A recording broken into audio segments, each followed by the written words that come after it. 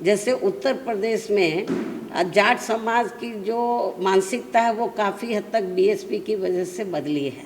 उनकी जातिवादी सोच काफ़ी उत्तर प्रदेश में जाट समाज की बदली है, लेकिन अभी हरियाणा में नहीं बदली है।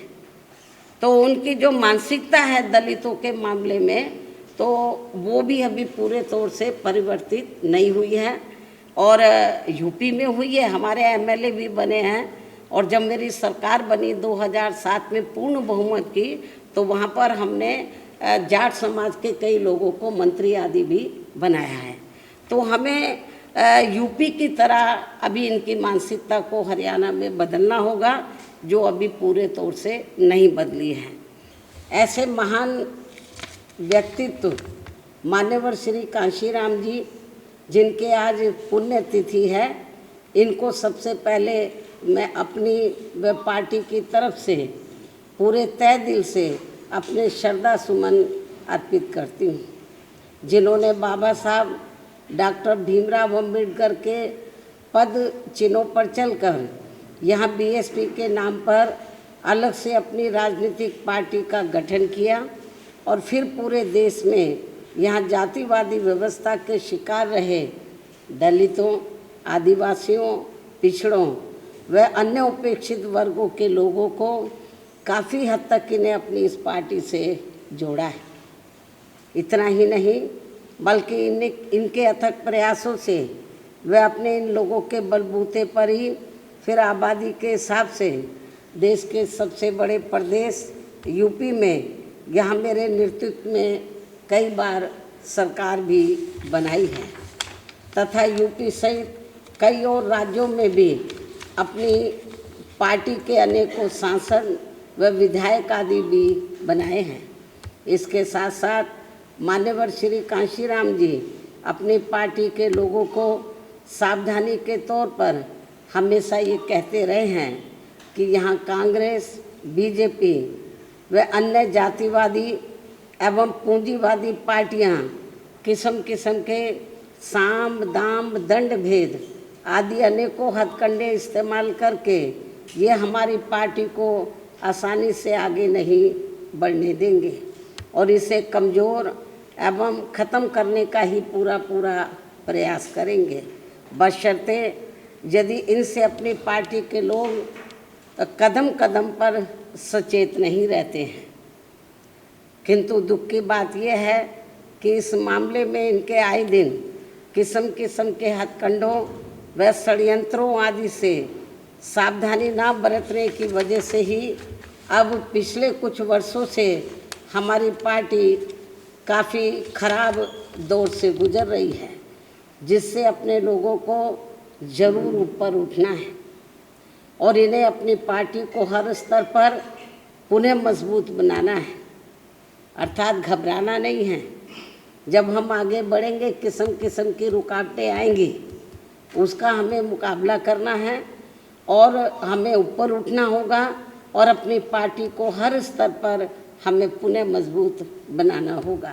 हालांकि इस संदर्भ में आप लोगों को ये मालूम है कि देश में इस बार 18वीं लोकसभा के हुए आम चुनाव में खासकर कांग्रेस के इंडिया गठबंधन ने संविधान बचाओ व आरक्षण बचाओ आदि का ये हथकंडा इस्तेमाल करके फिर इसकी आड़ में इन्होंने देश के विशेषकर भोले भाले SC, ST व OBC वर्गों के लोगों को गुमराह करके व इनका अधिकांश वोट लेकर अपने गठबंधन को तो मजबूत बना लिया है, जिससे हमारी जैसी और पार्टियों को भी काफ़ी ज़्यादा नुकसान हुआ है।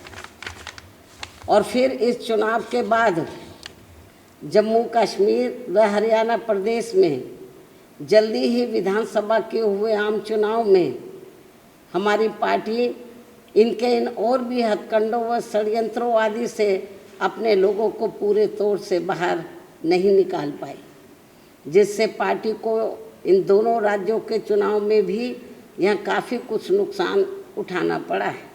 ऐसी स्थिति में अब अपनी पार्टी के लोगों को बीच बीच में व इनके ऐसे सभी हथकंडों एवं षड्यंत्रों से भी सावधान करते रहना बहुत ज़रूरी है। अब हमें अपनी विशेष रणनीति बनानी होगी। तो अब ये नहीं कि इलेक्शन में ये लोग क्या बता रहे हैं, हमें अभी पहले की तरह कैडर के जरिए, तो हमें बीच बीच में कैडर के जरिए बीच बीच में इनके ऐसे सभी हथकंडों, षड्यंत्रों आदि से भी सावधान करते रहना बहुत ज़रूरी है। जैसे हमारी पार्टी पहले करती थी, वैसे हमें फिर से पुनः यह अभियान शुरू करना होगा, तभी फिर हमारी पार्टी आगे चलकर पुनः बेहतर स्थिति में आ सकती है, जो ये अपनी पार्टी व मूवमेंट के हित में बहुत ज़रूरी भी है। ऐसा किए जाने पर ही फिर इस बार यही मान्यवर श्री कांशीराम जी के प्रति अपनी पार्टी के लोगों की सच्ची श्रद्धा भी होगी। इस उम्मीद व भरोसे के साथ ही अब मैं अपनी बात यहीं समाप्त करूं, लेकिन इससे पहले कल जम्मू कश्मीर व हरियाणा प्रदेश में विधानसभा चुनाव के आए नतीजों में हमारी पार्टी की जो स्थिति रही है, तो उसके बारे में मैं ये कहना चाहूँगी कि हरियाणा कृषि प्रधान प्रदेश है। यहाँ कृषि से जुड़े खासकर जाट समाज के लोग बीजेपी की केंद्र व राज्य सरकार की भी किसान विरोधी रही नीतियों व कार्यशैली आदि से कतई भी खुश नहीं रहे हैं और अभी भी खुश नहीं हैं, जिसकी खास वजह से ही बीजेपी को सत्ता में आने से रोकने के लिए इस बार जाट समाज का अधिकांश वोट कांग्रेस पार्टी को ही चला गया, जिससे फिर इनेलो व बीएसपी के बने गठबंधन को भी इस समाज का वोट एक आधी सीट को छोड़कर लगभग ना के बराबर ही मिला है।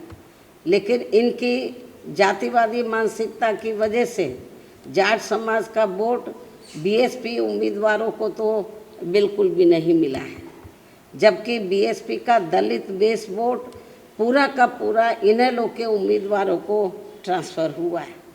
इतना ही नहीं बल्कि श्री चौटाला परिवार से जुड़ा जाट समाज का भी वोट इनमें आपस में फूट होने की वजह से फिर इसका भी ज़्यादातर लाभ बीजेपी को ही मिल गया है।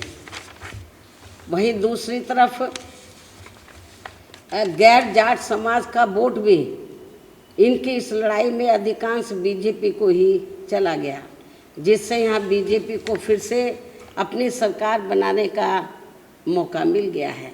कहने का तात्पर्य यह है कि इस बार हरियाणा प्रदेश का ये चुनाव जाट व गैर जाट समाज में ही बंटकर रह गया और इन सब से फिर बीएसपी को काफ़ी नुकसान हुआ है।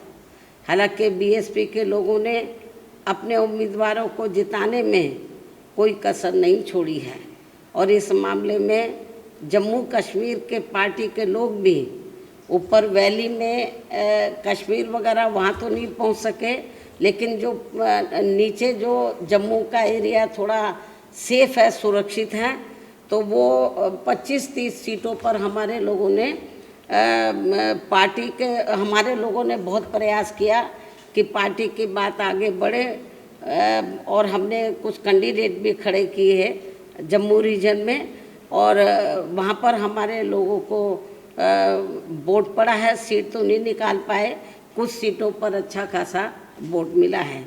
इन सभी की जितनी भी इन वर्कर ने कोई कसर नहीं छोड़ी है, लेकिन हालात कुछ ऐसे बन गए जैसे हमने इनेलो से हरियाणा में अलायंस किया तो हमें जाट समाज का वोट मिला ही नहीं बीजेपी को हराने के लिए, या बीजेपी को सत्ता में बीजेपी वापस ना आए तो जाट वोट एक तरफा तो वो कांग्रेस को चला गया। तो बीएसपी के कैंडिडेट को केवल दलितों का वोट ही पड़ के रह गया। यदि वो थोड़ा वोट भी हमें 2-3% मिल जाता तो हमारी कुछ सीटें ज़रूर निकल आती, लेकिन जाट समाज का वोट वो बीजेपी को सत्ता में आने से रोकने के लिए वो कांग्रेस को चला गया। और वैसे भी जैसे उत्तर प्रदेश में जाट समाज की जो मानसिकता है वो काफ़ी हद तक बीएसपी की वजह से बदली है। उनकी जातिवादी सोच काफ़ी उत्तर प्रदेश में जाट समाज की बदली है, लेकिन अभी हरियाणा में नहीं बदली है। तो उनकी जो मानसिकता है दलितों के मामले में तो वो भी अभी पूरे तौर से परिवर्तित नहीं हुई है।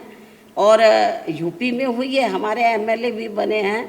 और जब मेरी सरकार बनी 2007 में पूर्ण बहुमत की, तो वहाँ पर हमने जाट समाज के कई लोगों को मंत्री आदि भी बनाया है। तो हमें यूपी की तरह अभी इनकी मानसिकता को हरियाणा में बदलना होगा, जो अभी पूरे तौर से नहीं बदली है। तो लेकिन इसके बावजूद भी हमारे लोग मैदान में डटे रहे और उन्होंने प्रयास किया कि अपनी पार्टी के कैंडिडेट जीतें, अच्छा वोट पड़े। इसके लिए मैं जम्मू कश्मीर व हरियाणा प्रदेश में जो पार्टी के लोग हैं उनकी मैं बहुत बहुत आभारी हूँ। इसके साथ ही यहाँ मैं ये भी बताना चाहती हूँ, ऐसी ये स्थिति जो अभी आई है ख़ास तौर से हरियाणा में, ऐसी ये स्थिति आगे भी पैदा हो सकती है। इसलिए अभी से ही हमें यह अपनी रणनीति में भी अब हमें थोड़ा बदलाव करना होगा। क्या करेंगे वक्त आने पर आप लोगों को बता दिया जाएगा। इस प्रकार से इन सब बातों को ध्यान में रखकर अब हमें दिल्ली में यहाँ जल्दी ही होने वाले, महाराष्ट्र में भी होंगे वैसे तो चुनाव और झारखंड में भी होंगे, हम इन तीनों स्थानों पर चुनाव लड़ेगी हमारी पार्टी।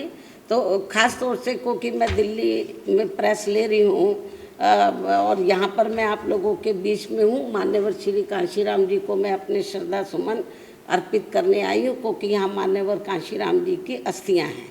उनके आदर सम्मान में, यादगार में ये स्थल बना हुआ है। तो जब मैं दिल्ली में रहती हूँ तो मैं यहाँ ज़रूर आती हूँ। तो इसलिए जब मैं इधर आई हूँ तो मैंने सोचा मीडिया के लोगों से बहुत दिन से बात भी नहीं हुई है, तो दिल्ली के मीडिया के लोग नाराज़ ना हो जाए कि बहन जी हमें महत्व नहीं देती है।